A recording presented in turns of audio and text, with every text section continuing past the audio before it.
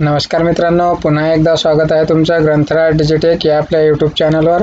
आजच्या व्हिडिओमधून आपण पाहणार आहोत महात्मा गांधी राष्ट्रीय ग्रामीण रोजगार हमी योजनेतून समृद्धी लेबर बजेट 2022-23 वार्षिक कृती आराखडा तयार करण्याच्या नियोजनाबाबत। मित्रांनो, आपण पाहू शकता 7 सप्टेंबर रोजी हे शासन परिपत्रक जाहीर झालेलं आहे। तर या परिपत्रकामध्ये काय महत्त्वाच्या गोष्टी आहेत तर त्या आपण जाणून घेणार आहोत। महात्मा गांधी राष्ट्रीय ग्रामीण रोजगार हमी योजना कायदा 2005 च्या उपकलम 6 सेक्शन 14 नुसार जिल्हा कार्यक्रम समन्वयक यांनी महात्मा गांधी राष्ट्रीय ग्रामीण रोजगार हमी योजनेचे लेबर बजेट तयार करणे अपेक्षित आहे। महाराष्ट्र राज्याचे या वर्षीचे लेबर बजेट हे समृद्धी लेबर बजेट म्हणून तयार करण्यासाठी यापूर्वीच जिल्हा व तालुका स्तरावर लेबर बजेटच्या अनुषंगाने प्रशिक्षण देण्यात आलेले आहे। रोजगार हमी विभागाने मी समृद्ध तर गाव समृद्ध व गाव समृद्ध तर पर्यायाने माझा महाराष्ट्र समृद्ध हे तत्व अंगीकारले असून ग्रामीण भागातील शेतकरी व शेतमजूर व अन्य सामान्य जनता यांचे जीवनमान उंचावणे, गरिबी दूर करणे व शेतकरी शेतमजूर कुटुंबियांना लखपती करणे यासाठी अनेक नवे बदल मागील काही काळात करण्यात आले आहेत। विभागाने शरद पवार ग्राम समृद्धी योजना राज्यात लागू केली असून सदर योजनेमुळे ग्रामीण भागातील युवकांना, मजुरांना व शेतकरी कुटुंबियांना शेतीपूरक जोडधंदे करता येणार आहेत। याद्वारे गाव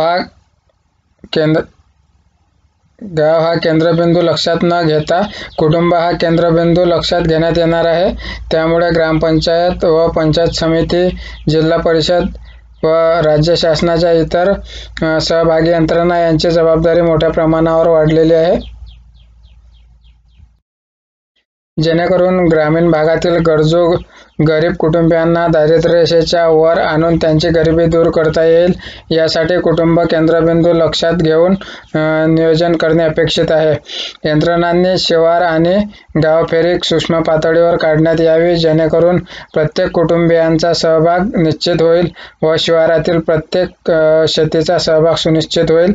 महात्मा गांधी राष्ट्रीय ग्रामीण रोजगार हमी योजनेअंतर्गत इतर राज्यांचे निरीक्षण केले असता असे लक्षात येते की तेलंगणा, आंध्र प्रदेश यासारखे छोटी राज्य महाराष्ट्राच्या किमान 5 पट लेबर बजेट निर्माण करतात व अधिकचा निधी दरवर्षी केंद्र शासनाकडून मिळवतात। महाराष्ट्र हे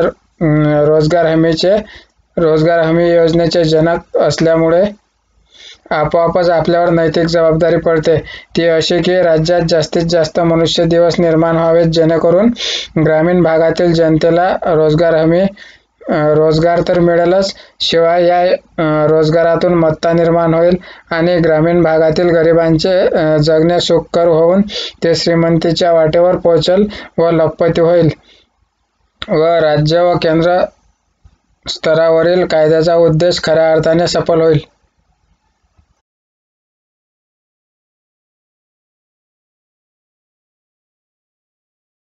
समृद्ध गावांतर्गत गावे समृद्ध करताना समाज सहभाग महत्त्वाचा आहे।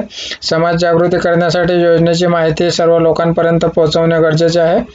आपण स्वतः समृद्ध असू तरच गाव समृद्ध होईल ही भावना सहभाग वाढवेल। शेतकरी, शेतमजूर, रोजगार, तरुण, महिला या सर्वांचा सहभाग असेल तरच गावे समृद्ध होतील। स्वतःला समृद्ध करण्यासाठी शेतकरी, भूमिहीन यांना समृद्ध होण्यासाठी दिशा मिळाली तरच योजनेची व्याप्ती वाढून परिणाम मिळेल। या उद्देशाने आपल्याला काम करायचे आहे।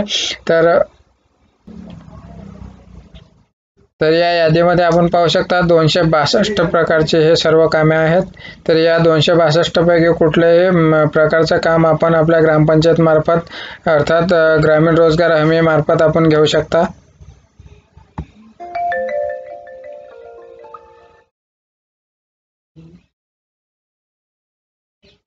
व ह्या योजना आपल्याला घेण्याकरता कुठले कुठले डॉक्युमेंटची गरज लागेल तर आपण पाहू शकता। आपल्याला सर्वप्रथम आपल्याला जॉब कार्ड असणं गरजेचं आहे, त्यानंतर आधार कार्ड असणं गरजेचं आहे आणि बँक पासबुक हे 3 महत्त्वाचे कागदपत्र। आणि जर आपण शेतीमध्ये जर ही योजना घेत असाल तर फळबाग लागवड असेल किंवा बांधावरती वृक्ष लागवड करायची असेल तर त्यासाठी आपल्याला 7/12 लागेल आणि नमुना 8 लागेल शेतीचा।